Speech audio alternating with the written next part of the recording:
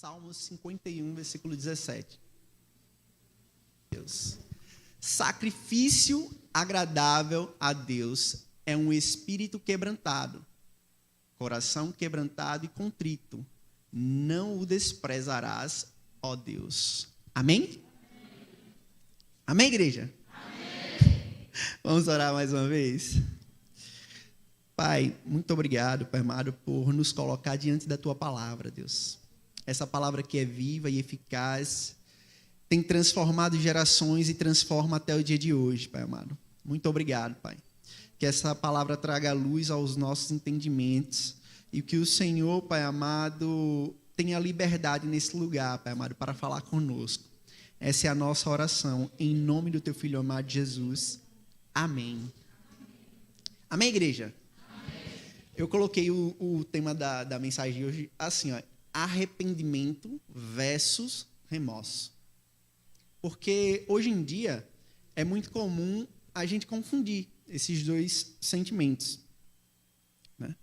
Muitas das vezes as pessoas confundem arrependimento com remorso e remorso com arrependimento. Mas é algo importante discernir, saber, diferenciar. Porque... Opa, só um instante. O arrependimento é um sentimento saudável que pode levar a mudanças e crescimento. Enquanto o remorso pode ser uma emoção tóxica que prende a pessoa em culpa e condenação excessiva. O arrependimento, ele tende a trazer nós a um ambiente de crescimento. Enquanto o remorso tende a nos colocar em um local de repressão. E a gente vai conseguir compreender mais ao longo do decorrer da mensagem.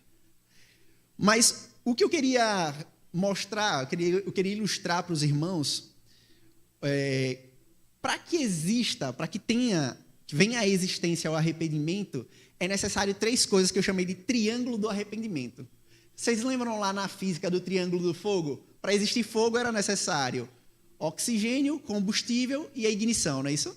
Aí só nessas condições você tem o fogo. Para o arrependimento, como a Bíblia nos ensina, também existe um triângulo ali que sustenta isso para que esse arrependimento seja realmente validado. É a parte racional, né? Emocional e evolutivo, né? A parte racional é você ter consciência, né? É quando o indivíduo, ele reconhece, ele toma conhecimento, ele tem consciência de que ele pecou. Eu pequei, né? Eu tenho consciência do meu pecado. A parte emocional é aquela que naturalmente, né? Quando você comete um delito, né? Quando você dá aquela vacilada, aquela escorregada, dá aquele ruim por dentro. Poxa, não era para eu ter feito desse jeito. Eu não deveria ter falado aquilo como eu falei. Eu não deveria ter me expressado daquela forma. Talvez eu encontrasse palavras melhor para expressar aqui aquela mesma situação, mas eu deixei que a ira tomasse conta de mim. Então, está relacionado à emoção, né? Essas coisas que estão relacionadas à emoção ali. À consciência, ao racional. O emocional ali diretamente ligado à sua euforia no momento de resolver um conflito, ou até mesmo quando você se isola, né? Que você se esconde ali e fica trancafiado em si mesmo, não necessariamente num ambiente físico, porque existem pessoas que estão com o emocional abalado, mas elas não estão trancadas dentro de uma casa, dentro de um quarto, elas estão trancadas dentro dela mesma, fechada para o mundo, fechada para as resoluções dos problemas dela. Elas não querem que ninguém encoste naquele mundo dela. Então, não necessariamente é um ambiente físico onde essa pessoa se trancafiou, mas é um ambiente espiritual onde dentro dela mesma ela colocou um cadeado. Amém? E a outra parte, como eu falei, evolutiva, que é relacionada à ação, está relacionada à atitude. Ou seja, eu tenho consciência que pequei, deu aquele ruim, mas eu não fiquei só naquele ruim. Eu tomei ações para corrigir aquilo que eu cometi. Então, aí quando você fecha esse ciclo, você tem arrependimento.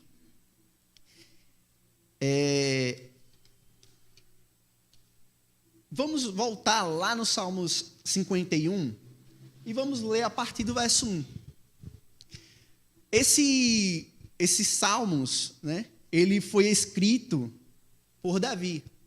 Davi no ápice, né, do seu arrependimento ali, por ter cometido adultério com Betseba, né? Ele, no ápice do seu arrependimento, depois de ter sido exortado pelo profeta Natã, ele escreve esses salmos, e a gente vai ver essas características que eu acabei de falar do triângulo do arrependimento em Davi. Do triângulo do arrependimento. Quando você começa a ler, né, o Salmo 51, você percebe todas essas fases, as fases em que nós citamos há pouco, relacionada à parte racional, né, do reconhecimento, da tomada de consciência de que falhei, da parte emocional, que ele estava quebrado, moído de fato por dentro, porque reconheceu ali naquele momento que falhou, mas também nós percebemos o coração disposto de Davi a fazer, a tomar e fazer diferente, a retomar o caminho. Amém? Então vamos lá para o versículo 1. Compadece-te de mim, ó Deus, segundo a tua benignidade e segundo a multidão das tuas misericórdias. Apaga as minhas transgressões. Lava-me completamente da minha iniquidade e purifica-me do meu pecado. Pois eu conheço as minhas transgressões e o meu pecado está diante de mim. Pequei contra ti somente, e fiz o que é mal aos teus olhos, de maneira que serás tido por justo o teu falar e puro o teu julgar. Eu nasci na iniquidade e em pecado, e me concebeu a minha mãe. E em pecado me concebeu a minha mãe, perdão.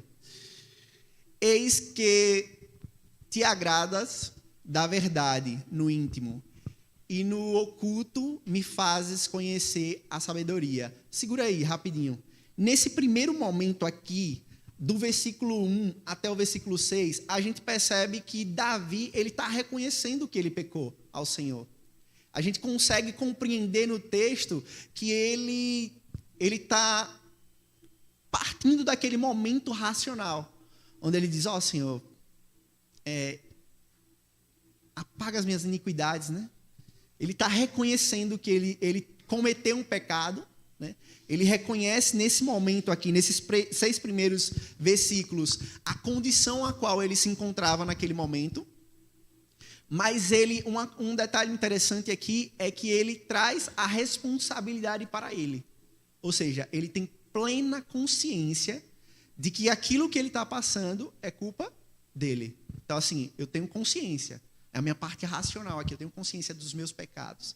E aqui, a partir do versículo 7, a gente vê a parte emocional de Davi sendo colocada, né? Colocada diante do Senhor.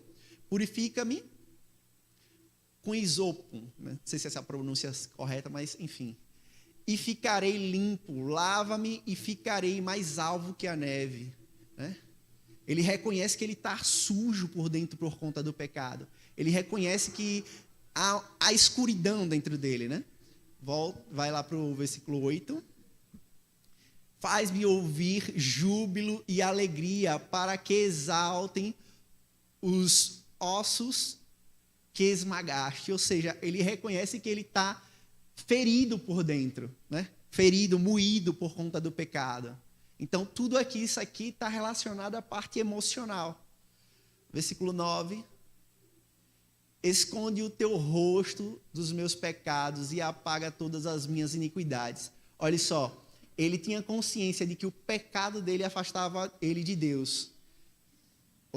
Indo lá para a parte racional, né? Agora, para a parte emocional aqui, ele sabe que o fato dele ter pecado distanciava ele de Deus. criava um abismo entre ele e Deus. E ele pede o que ao Senhor? Esconde o seu rosto do pecado que eu cometi. Para quê? Para que Deus, não levando em consideração o pecado que ele cometeu, pudesse estar próximo dele. Então, ele, nesse momento aqui, ele revela um coração solitário. Ele está angustiado pelo afastamento que ele causou, ele mesmo causou entre ele e Deus. Amém? Versículo 10. Cria em mim, ó Deus, um coração puro e renova dentro de mim um espírito inabalável. 11. Não me lances fora da tua presença, nem retires o teu Santo Espírito. Ou seja, ele tinha consciência de que ele tinha perdido algo tão precioso.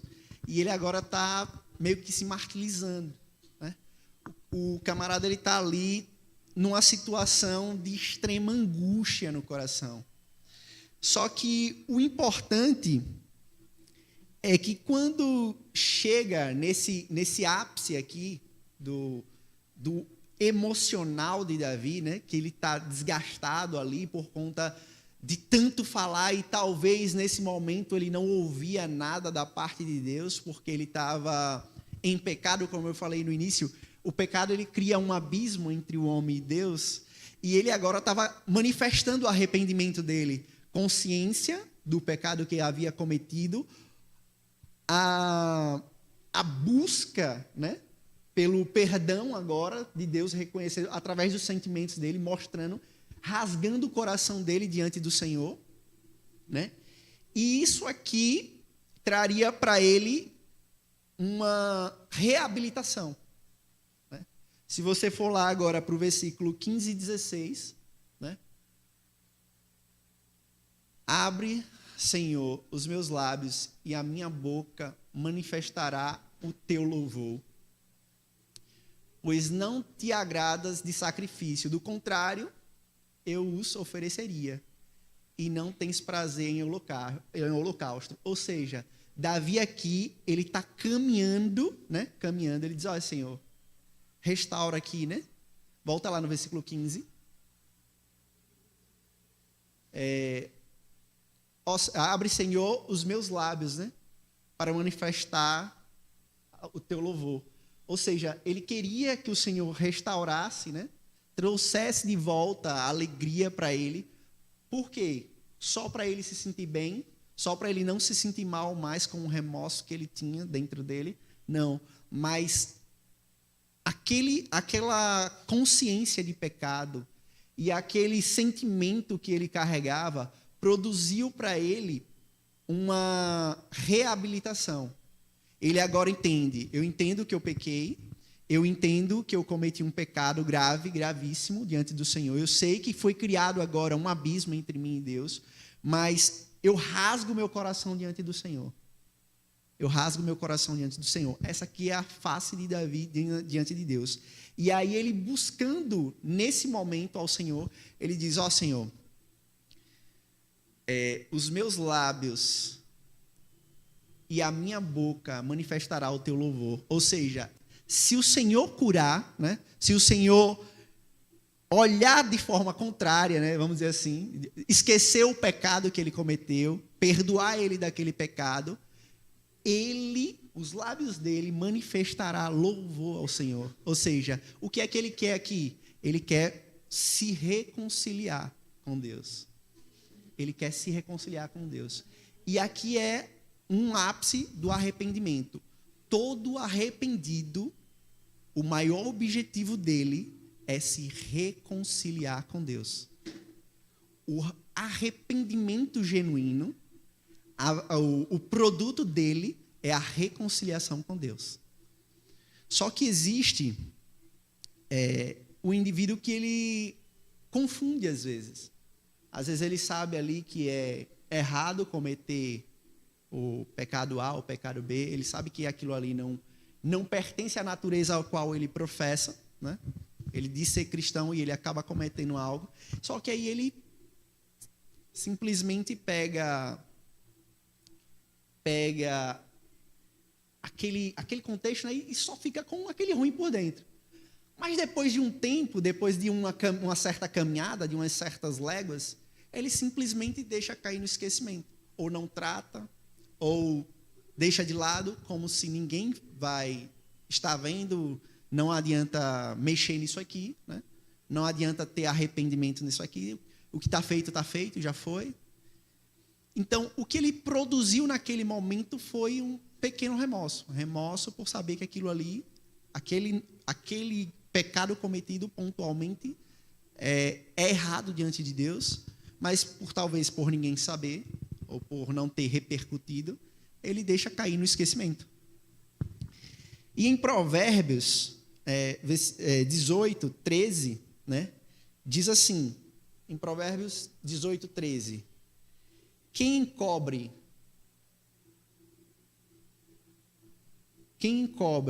as... Responde.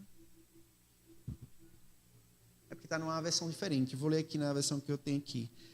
Quem encobre as suas transgressões jamais prosperará, mas quem confessa e abandona alcançará misericórdia. Amém? Ou seja, aquele camarada que, como Davi, entendeu o seu pecado, deu realmente aquele ruim por dentro dele, né? E ele agora toma a atitude, ele alcança a misericórdia do Senhor. E ele agora é reconciliado com Deus novamente. Só que existe um camarada que ele diz que isso aqui, às vezes, começa a relativizar. Isso aqui não é um pecado relevante para eu ter que me arrepender. Ou então, todo mundo já cometeu isso na vida. Ou quem nunca fez isso, né? São frases muito comuns, né? Só que, como a palavra diz, né, quem encobre as suas transgressões jamais prosperará. Mas o que confessa e abandona, né, alcança misericórdia. O remorso, o indivíduo que tem remorso, ele caminha para o não fechamento do ciclo. O camarada lá, que ele está, né, arrependido, ele é racional, né? Ele reconhece, ele entende que pecou. Ele vai para a parte emocional, fiquei mal porque pequei, não deveria ter pecado contra Deus. E ele parte, né, para a ação, o evolutivo ali, para poder encontrar, né, o caminho de volta ao Senhor. Só que o cara que ele está cheio de remorso, ele não completa esse ciclo. Ele até, às vezes, tem a consciência de que pecou, tem a parte emocional de que ele dá aquele ruim, ele sabe, ele sente que fez algo errado. Mas ele não completa o ciclo porque ele não faz o caminho de volta, né, para se dirigir a Deus, para encontrar, né, a solução para os seus problemas ou para aquele pecado. Porque todo pecado, quando você tem o remorso, se você não for até Deus, o caminho para isso é a morte. Quando você entende ali que você pecou, você entende que pecou, você tem consciência, você é um ser inteligente, você tem plena consciência de que pecou. Já deu um ruim por dentro, e esse ruim por dentro é o Espírito Santo, às vezes, te revelando, te tocando, te dando um toque para dizer, você cometeu um pecado. Você veio à tona ali o pecado. Só que você decide, de forma consciente, você decide não fazer o caminho de volta. É aquela palavrinha lá do arrependimento, né? Do hebraico, que é shub, né? Shub você está indo na direção aqui, uma determinada direção, e aí você decide voltar, né? Por que você decide voltar? Porque você estava indo na direção errada. Você cometeu um pecado, você estava indo na direção errada. E tem até um ditado popular que diz assim, para quem está no caminho errado, um passo para trás é seguir em frente. Porque o indivíduo no caminho errado, seguindo, né, na direção errada, ele vai chegar à perdição. Ele vai se perder. Ele não vai saber mais onde ele está. Mas quando ele decide completar o ciclo ali, ó, entendi o meu pecado, chegou ali o toque do Espírito Santo na minha parte emocional ali, dizendo, afirmando isso, né, que eu preciso, né, tomar uma atitude, e aí, agora sim, eu me posiciono. Eu tomo uma posição e faço diferente. A quem eu preciso ir lá pedir perdão, eu vou e peço perdão. A quem eu preciso me reconciliar, eu vou lá e me reconcilio, né? Para que assim eu venha me reconciliar com Deus. Porque normalmente, né? O homem cheio de remorso é aquele que não completou o ciclo. Ele reconhece o erro, mas muitas das vezes busca o perdão de uma forma errada, onde não se pode achar, muitas das vezes, e por isso acaba frustrado e se afogando em sentimentos tóxicos, vamos dizer assim. Porque o indivíduo, ele sabe que ele precisa, né, tomar um posicionamento, e quando ele não decide tomar esse posicionamento, quando ele chega ali no ápice da sua parte emocional, da carga emotiva que gerou aquele pecado, quando está no ápice, se ele não se posicionar para tomar uma atitude, ele irá imergir nos sentimentos negativos ao qual aquele momento gera para ele. Porque quando você não completa o ciclo, é natural que alguma dessas coisas do ciclo ela se sobressaia, né? Vamos supor, a gente tem ali a parte racional, emocional e evolutiva ali. Se você não chega na parte evolutiva ali, que é a parte da ação, dos dois, ou o racional vai chegar muito forte, né? Ou o emocional vai chegar muito forte. E qualquer um desses caminhos é caminho de morte. Por quê? Porque se você parar para prestar atenção, a pessoa cheia de remorso, ela cai em um ambiente onde ela começa a ter problemas psíquicos. Assim como o arrependimento tá para a metanoia, a mudança de mente, a mudança de atitude, de dentro para fora, o remorso ele tá para a paranoia, que é aquela quantidade de carga emocional que vai enfiando você no fundo do poço, e aí agora você acha que todo mundo está contra você, você acha que não vai dar certo para mim. E isso é muito perigoso, como eu falei, é um caminho de morte, e a gente vai ver 3 exemplos na Bíblia, nesse caso. Porque o camarada que ele tem remorso, que ele não se arrependeu, um indivíduo que ele não se arrependeu, ele encontra situações adversas para justificar o seu não arrependimento. Quando o indivíduo ali, ele chega no ápice ali do seu remorso, chegou no ápice do seu remorso, e ele não pulou para o próximo passo do ciclo, que deveria se posicionar, tomar atitude e fazer diferente, ele se afoga, se afunda, de forma que ele encontra 3 situações para justificar o seu não arrependimento. E o primeiro está em Gênesis 3, vamos ler ali do versículo 9 até o 12.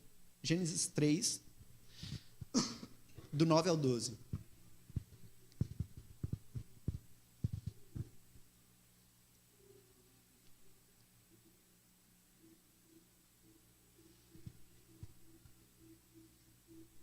Amém, igreja? E o Senhor Deus chamou o homem e lhe perguntou: onde você está? Ele respondeu: ouvi a tua voz no jardim, e porque estava nu, tive medo e me escondi. Deus perguntou: quem lhe disse que você estava nu? Você comeu da árvore da qual ordenei que não comesse? 12 para finalizar. Então o homem disse: a mulher que o Senhor, que me deste para estar comigo, ela me deu da árvore e eu comi. A primeira situação, quando um indivíduo está cheio de remorso e ele não está arrependido do que fez, a primeira situação, ele tenta encontrar um culpado externo para o pecado dele. Ele tenta encontrar, ele tenta buscar no meio de todo mundo aqui, tá a gente aqui na igreja. Aí o indivíduo peca, o indivíduo que ele está com remorso e não arrependido, ele tenta buscar dentro de toda a igreja um culpado. Isso aqui vocês vão conseguir, às vezes, até assimilar bem. Ele tenta encontrar um culpado para dizer, olha, foi por culpa dele que eu saí. Foi por culpa dela que eu saí. Foi por culpa dela que eu me afastei. Foi por culpa dela que eu deixei de seguir a Jesus. Tentar encontrar o indivíduo cheio de remorso, ele tenta encontrar um culpado no ambiente externo para tirar o peso da culpa dele. Essa é a primeira situação. Por quê? Porque ninguém, absolutamente ninguém, consegue conviver com o sentimento de culpa e de condenação. Absolutamente ninguém consegue conviver com o sentimento de culpa e de condenação. Por isso, o indivíduo que ele está cheio de remorso, ele tenta encontrar de forma inconsciente alguém para colocar culpa. Porque ele não pode carregar essa culpa. Eu não posso carregar essa culpa comigo. Para eu viver bem, para eu conseguir caminhar bem, eu não posso viver com essa culpa. Então, naturalmente, um indivíduo cheio de remorso, ele tende primeiro a encontrar um culpado. Ele tende ali a olhar no meio de todo mundo aqui, ele vai olhar, vai procurar. Olha, tá vendo? É por causa de Maiane que eu estou assim. Tá vendo? A culpa é de Maiane ali. Lá atrás, tadinha, não está fazendo nada. Lá no fundo. A culpa é dela. Ele tenta encontrar um culpado no meio externo para satisfazer dentro dele, na mente dele ali, que ele não é o culpado do pecado que cometeu. E assim ele poder ainda continuar caminhando naturalmente, vivendo naturalmente, como se nada tivesse acontecido. Só que, como eu falei, é caminho de morte e a consequência desse pecado a gente conhece. Por isso a gente não vai discorrer ele agora, mas vamos para o próximo exemplo. Em 1 Samuel 15, 18, a gente vai ler até o 22. 1 Samuel 15, 18, a gente vai ler até o 22. Glória a Deus. O Senhor o enviou a este caminho e disse, vá e destrua totalmente esses pecadores, os amalequitas, e lute contra eles até exterminá-los. 19. Por que então você não deu ouvidos à voz do Senhor, mas se lançou sobre o despojo e fez o que era mal aos olhos do Senhor? Então Samuel disse a Saul, pelo contrário, Então Saul disse a Samuel, pelo contrário, dei ouvido à voz do Senhor e segui o caminho pelo qual o Senhor me enviou. E trouxe a Gag, o rei de Amaleque, e destruí totalmente os amalequitas. Próximo. Mas o povo pegou do despojo, ovelhas e bois, o melhor do que estava destinado à destruição, para oferecer ao Senhor, o seu Deus, em Gigal. Porém, Samuel disse, será que o Senhor tem mais prazer em holocausto e sacrifício do que a obedecer à sua palavra? Eis que obedecer é melhor do que sacrificar, e ouvir melhor do que a gordura de carneiros. O segundo parâmetro, vamos dizer assim, que o cara cheio de remorso ele tenta fazer, porque ele sabe, ele tem consciência. Saul tinha plena consciência quando Samuel falou com ele, de que ele estava errado. Mas ele não queria admitir o erro, porque o orgulho já tomava conta dele. A rebeldia, a rebelião já estava dentro do coração dele. É tanto que Samuel mais na frente vai falar que o pecado de rebelião é como o pecado de feitiçaria para ele, por conta da rebeldia dele. Mas o camarada cheio de remorso no coração, ele tenta encontrar desculpas para dizer o porquê ele fez aquilo. Ele não quer se arrepender, ele não quer virar a chave, ele não quer mudar a trajetória, ele não quer virar e fazer o caminho, o retorno para se reconciliar com o Senhor. Mas ele começa a liberar desculpas para justificar as suas ações. Então eu libero várias desculpas para que assim as pessoas acreditem que eu sou inocente, né? Que as minhas intenções eram as melhores. Mas a obediência vale mais do que a intenção, como Samuel falou.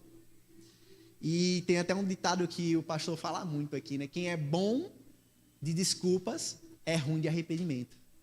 Porque o cara que ele vai dar muitas desculpas, muitas e muitas desculpas, ele não tá, né? Ele não tem predisposição a se arrepender e fazer diferente. Então, essa é uma das manifestações do indivíduo que ele tem remorso. E, por fim, Mateus 27.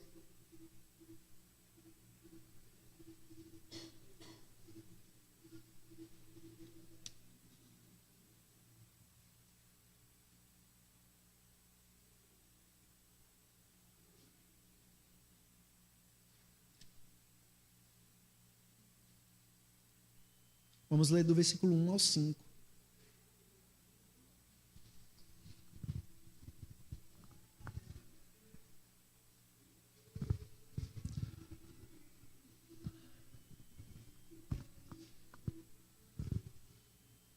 Amém, igreja? Ao romper o dia, todos os principais sacerdotes e os anciões do povo entraram em conselho contra Jesus para o matarem.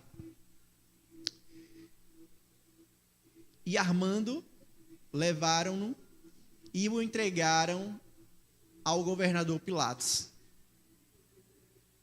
Então Judas, que o traiu, vendo que Jesus havia sido condenado,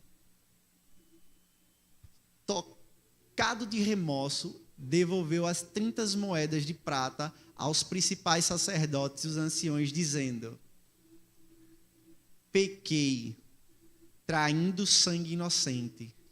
Eles, porém, responderam: que nos importa? Isso é com você. Então Judas, atirando as moedas de prata para dentro do templo, retirou-se e se enforcou. O indivíduo cheio de remorso, em seu ápice de remorso, ele tem de resolver as coisas com as próprias mãos.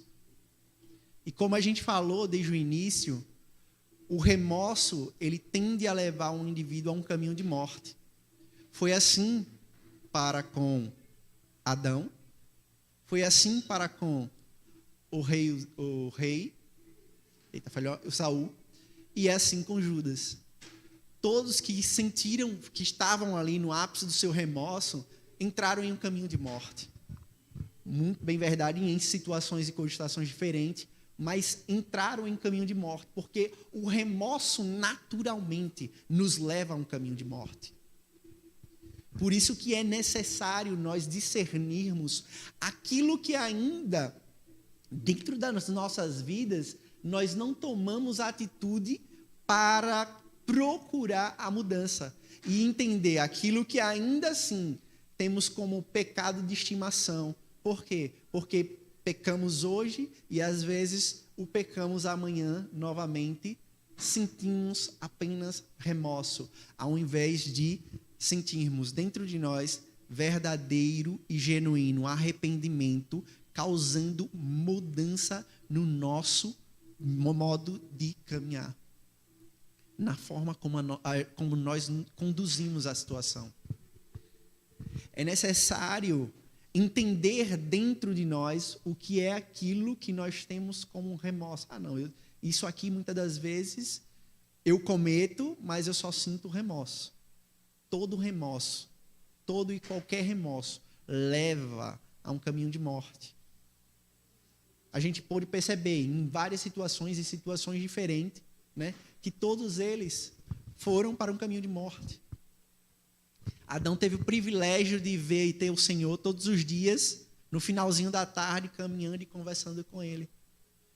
Mas por conta do seu remorso, ao invés do seu arrependimento, porque naquele contexto, quem sabe, se Adão chegasse e dissesse, não, Senhor, eu pequei contra o Senhor, me perdoe, não sou digno de olhar para o Senhor, não sou digno de ouvir a sua voz. Se fosse diferente, talvez a história como a gente está discorrendo hoje seria diferente também.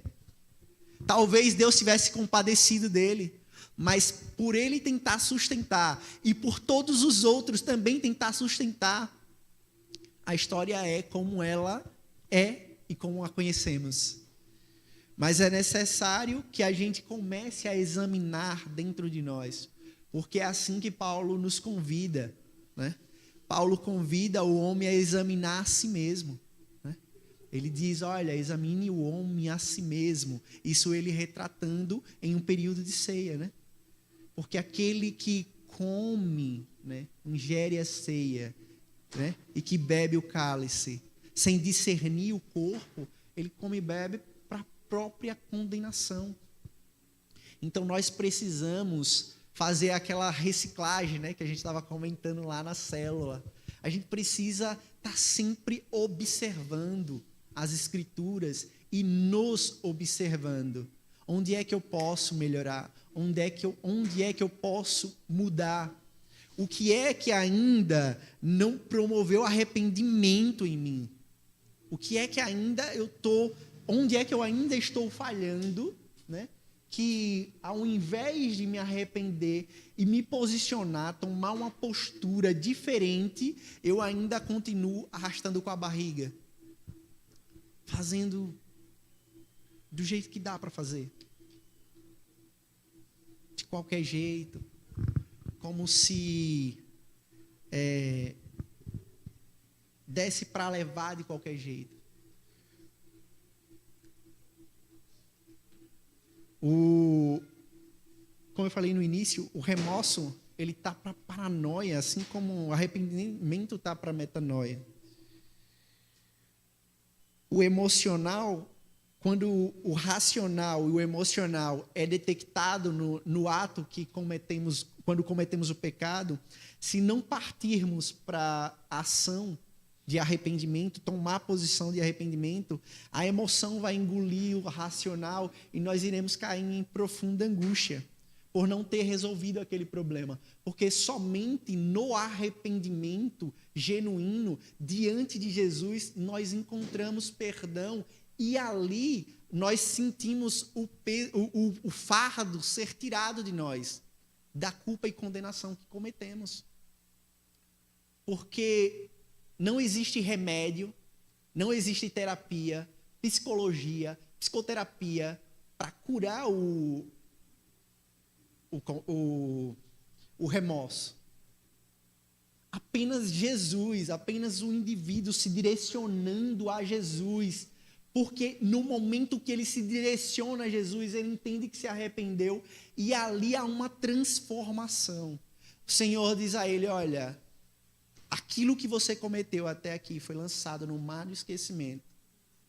Colocamos uma plaquinha ali ainda, naquela região ali que lançamos, dizendo assim, ó, proibido pescar nesse local aqui.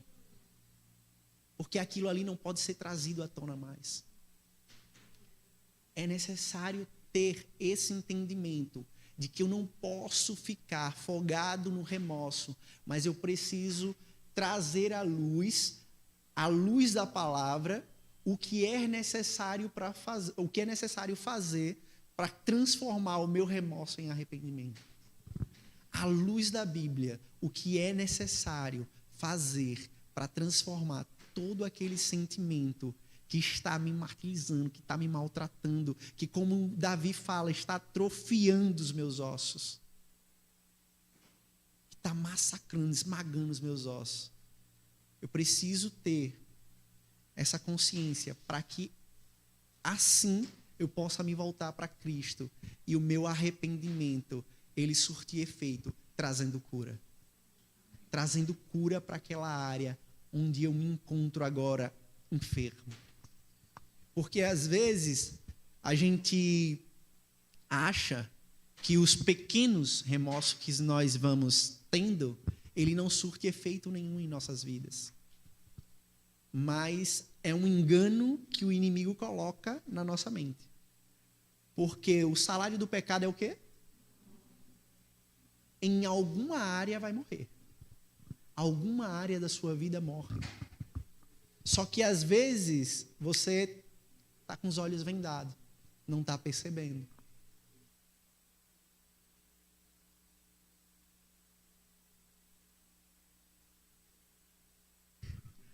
Amém. E é por isso que é necessário trazer a luz da palavra e entender onde eu preciso mudar, o que eu preciso fazer, que caminhos eu preciso regressar. Preciso estar aos pés de Cristo. Nesse contexto de Judas, né, se você olhar e avaliar, Pedro também cometeu pecado. Ele negou ao Senhor por 3 vezes.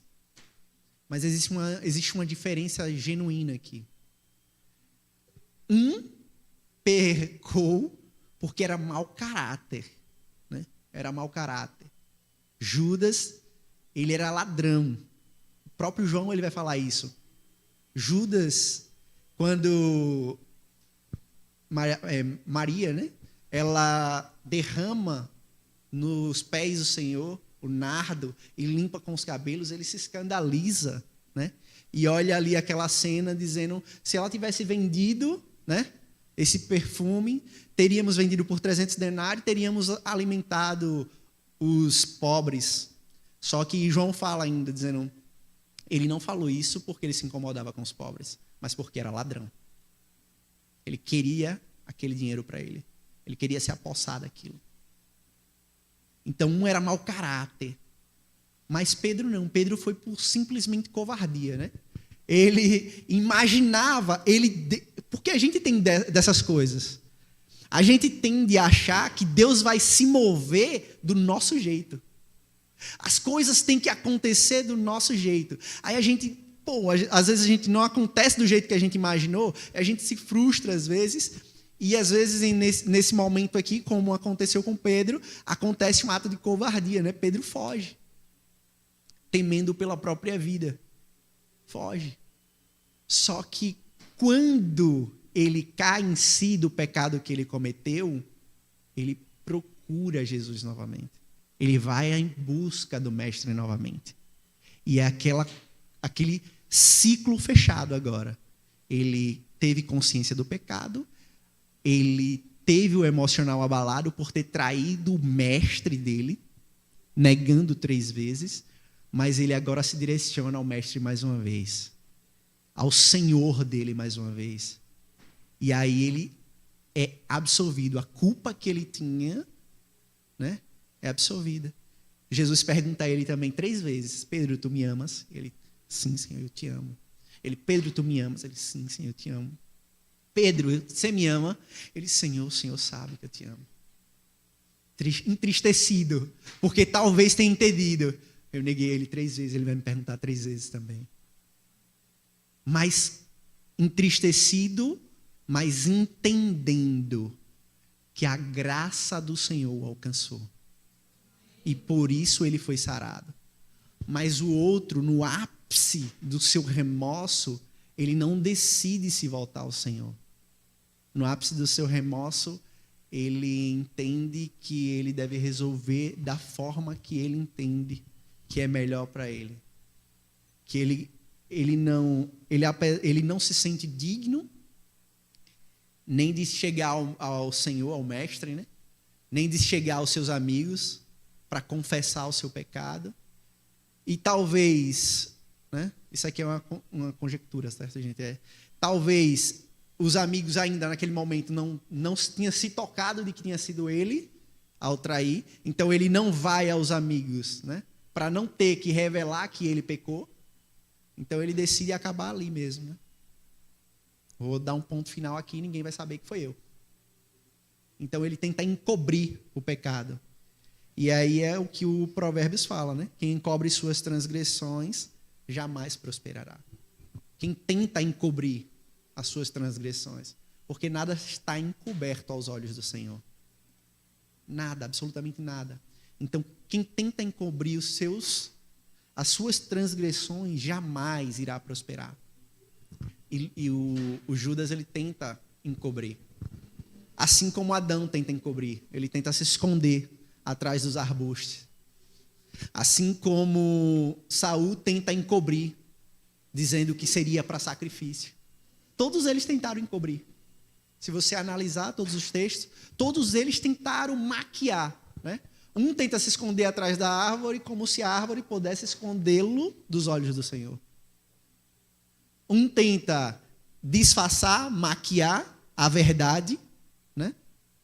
Distorcer a verdade, pensando que o profeta do Senhor cairia naquilo.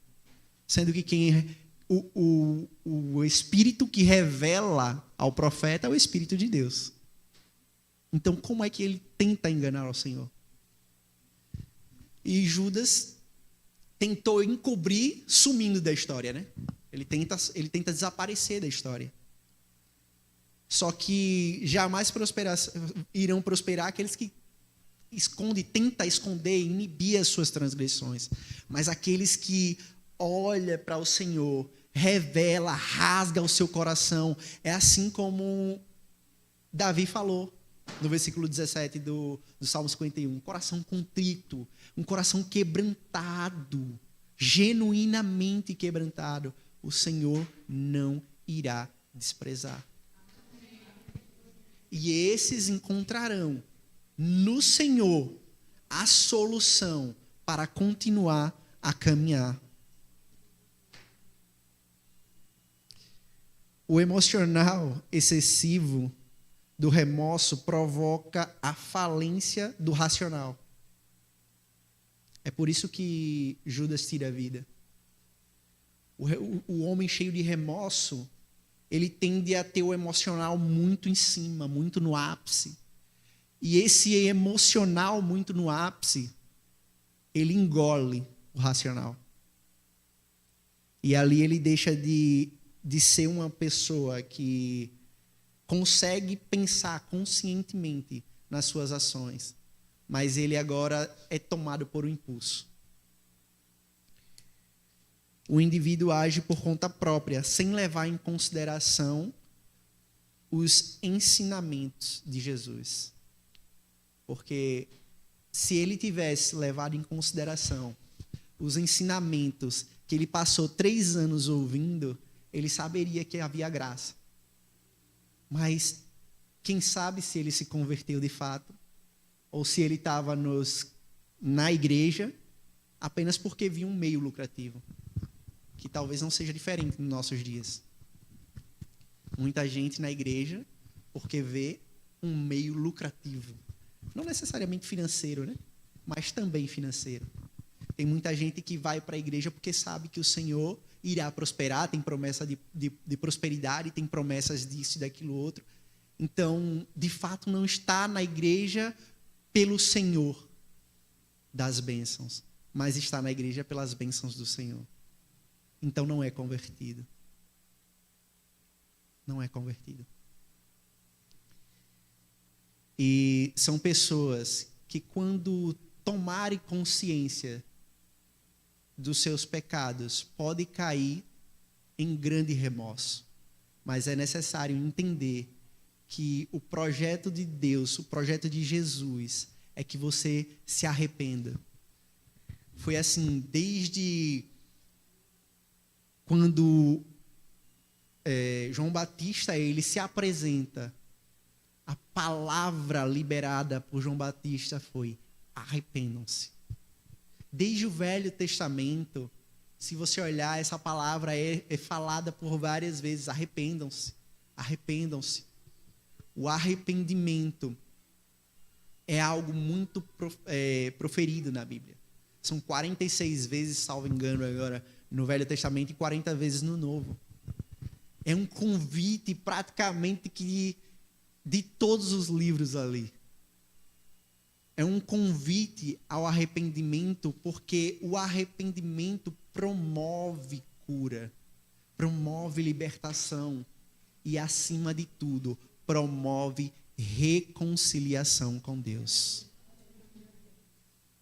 Então, é necessário que nós venhamos examinar nas áreas das nossas vidas o que é que a gente ainda precisa se arrepender, de fato, genuinamente. Pô, isso aqui eu cometo sempre, isso aqui eu cometo, sempre eu estou caindo nisso aqui. Será que eu genuinamente me arrependi ou toda vez eu estou tendo remorso?